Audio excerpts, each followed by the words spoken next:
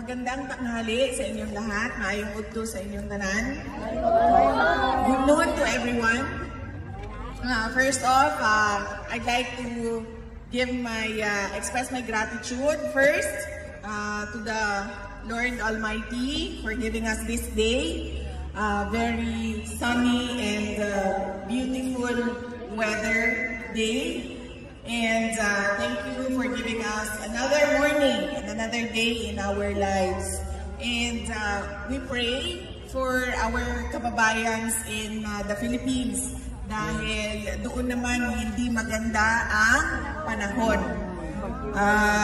Maulan, may bagyo, at marami ang baha at landslide. So meron tayong mga kababayan na nasa evacuation centers dahil merong mga preemptive evacuation yung mga barangay nila. Pangalawa, ang pagpapasalamat ko sa ating mga organizers para sa ating dalawang pagtitipon ngayong araw na ito. Una, ngayong umaga dito sa harap ng ICC building at pangalawa, mamayang hapon sa Lan Van Regan Park. At ang pangatlong pagpapasalamat ko ay sa inyong lahat dahil para sa akin mainit ito ba? Hindi natin ginagawa ito doon sa Pilipinas. Pero kahit mainit ay nandyan pa rin kayo. Pero kayong mga Europeans, gustong-gusto ninyo ito? Yes! Mainit ang puntanggap namin. Gusto natin. Doon sa Pilipinas, diba tago tayo ng tago sa init? Bakit kayo dito? Bakit kayo? Nandito kayo, ma'am. Minsan na yung lawag dito. Mahal ang araw dito. Kaya pag nandyan na yung araw ay magpainit na ng yun. Yes! Kailangan namin ng vitamin D, baby! Vitamin D! Gusto ng mga afam brown.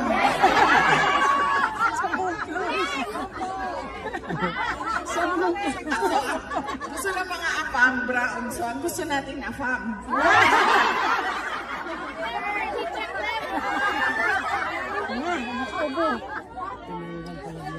Sino ang mga pinakagwapong afam dito sa Europe? Germans? Mga Danish? Mga Danish?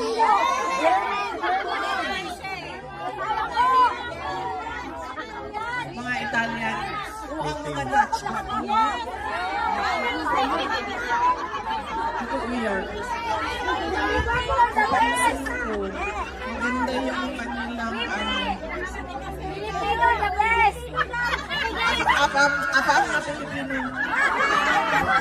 Para sa inyo, afam na ang Pilipino. Matindi talaga. Pinakagahi ang Pinoy.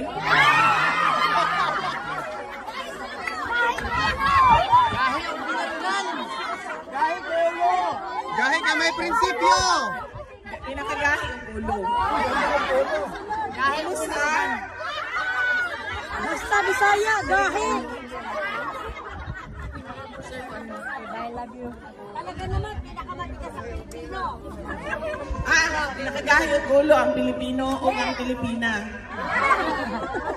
Exacto mo. Correct.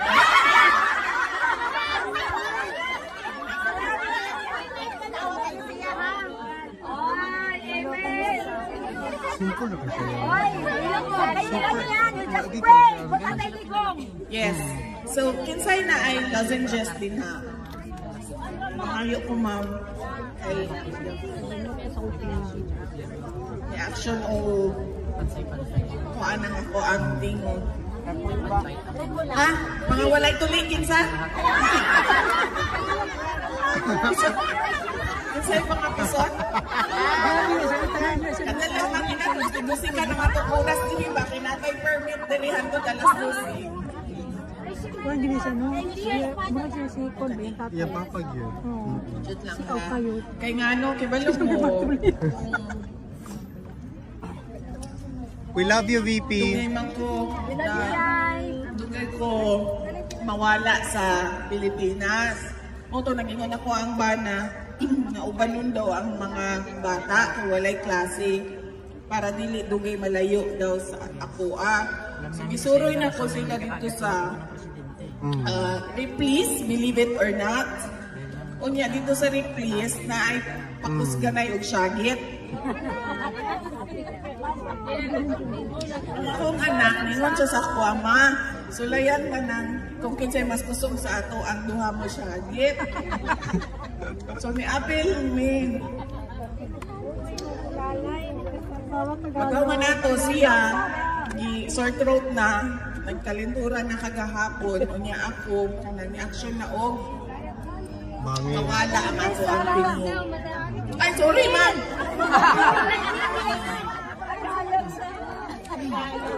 Sorry, sandali. So, sumali kami doon sa, palakasan ng sigaw.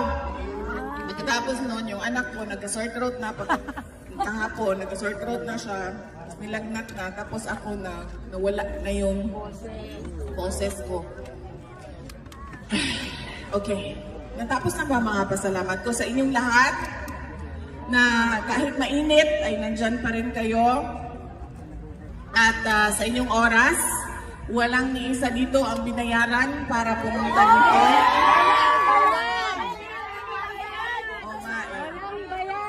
Kaya nga malaki yung pagpapasalamat namin dahil kahit kailangan yung gumastos ay nandito pa rin kayo.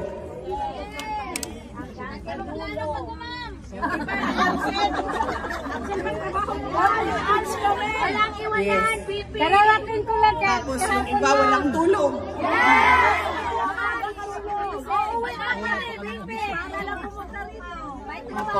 Walang tulog.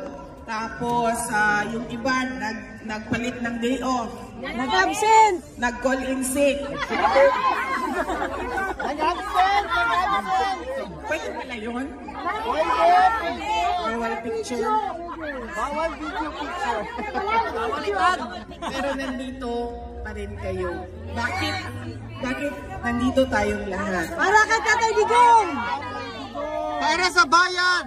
Para sa isang Pilipino na pilitan kinuha doon sa ating bansa. Hinila, tinulak, paakyat ng eroplano at dinala dito sa The Hague para ikulong. Ipaglaban si Tatay Digong! Wala kang mahahanap na bansa sa buong mundo na ibinibigay ang kanilang kababayan sa mga dayuhan. Only in the Philippines! Nakakahiya man na nakikita ng buong mundo, pero ganon ang nangyari sa dati nating Pangulong Rodrigo Duterte. Saan ba nagsimula ito lahat? Kaya ako nakiusap pa ulit-ulit sa ating mga organizers dito sa The Hague, sa ating mga kasama.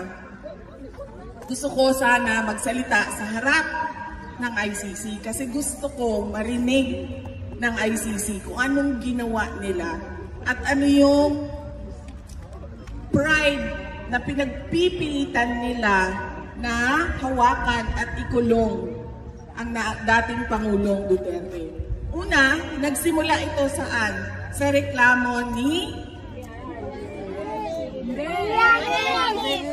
Trililing. At bakit siya tinawag na Trililing? Kasi nga may sayad. Dapat pulutan! Pag nagsasalita siya, nakikita mo talaga, naririnig mo. Meron talaga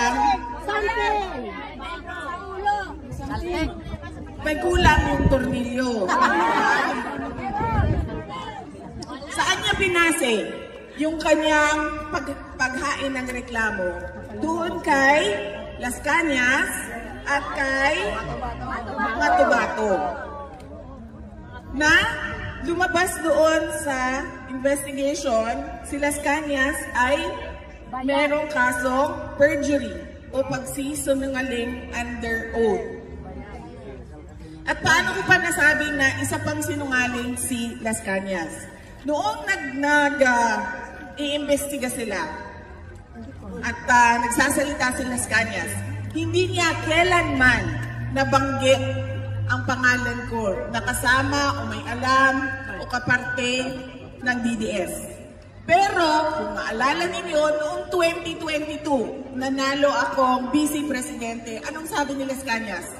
Kasali na yan si Inday Sara Duterte sa DDS. Sabi niya, mas matindi pa yan kay dating Pangulong Rodrigo Duterte. So nakikita ninyo na ayaw nila na merong Duterte na umuupo bilang presidente o bilang vice presidente. Yan yung witness ni Trillanes. Takot sila, ma. Gusto yung katarantaduhan nila. Kasi hindi na sila Nakikita natin yan. Ngayon, nakikita natin ang mga ginagawa nila. Yung isang witness nila, si Matubato, nandun din sa Senate investigation. Pero anong sinabi? Meron din. Kasi pala, it takes one to know one. So kung Trilliling yung nag-file ng kaso, ang witness niya ay may sayad din. Diyan nagsimula ang complaint. Sino ang, kinsa ni Segunda? Sinong sumunod? Ang mainstream media. Ano sabi nila? 30,000 dead. Yes. Pero nagsimula sila sa 12. Umakyat sila sa 15,000. Umakyat sila sa 30,000.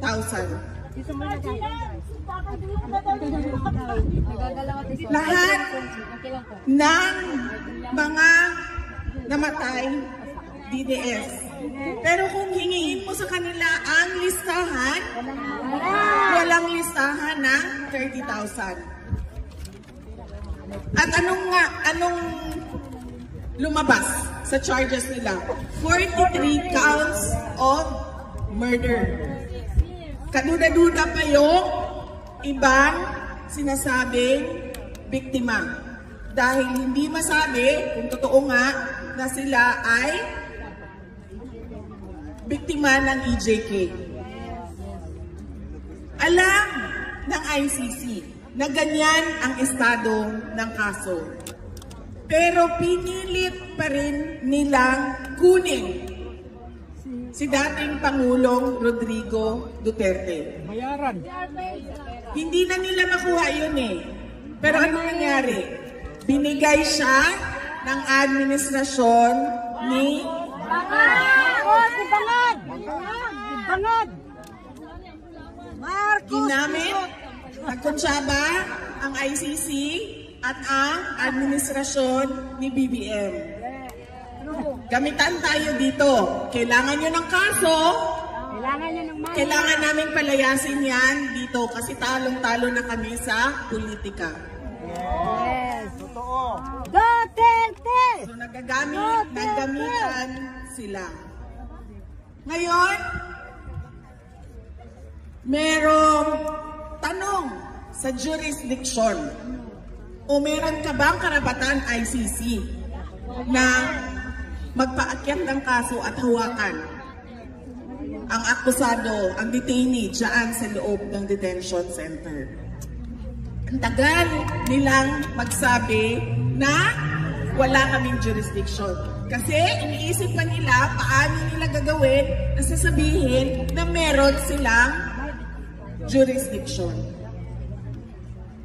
Nag-iisip pa sila ng paraan paano ba natin sasabihin na pwede nating iakyat itong kaso na ito at mag-trial tayo. Merong question sa interim release. Sinunod ng mga abogado lahat ng mga nakalagay sa Rome Statute. Interim release. Pero anong nangyari sa interim release? Object. Kinontra ng prosecution. Kaya sinabi ko, bakit pa ba merong nakalagay dyan sa inyong Rome Statute ko no na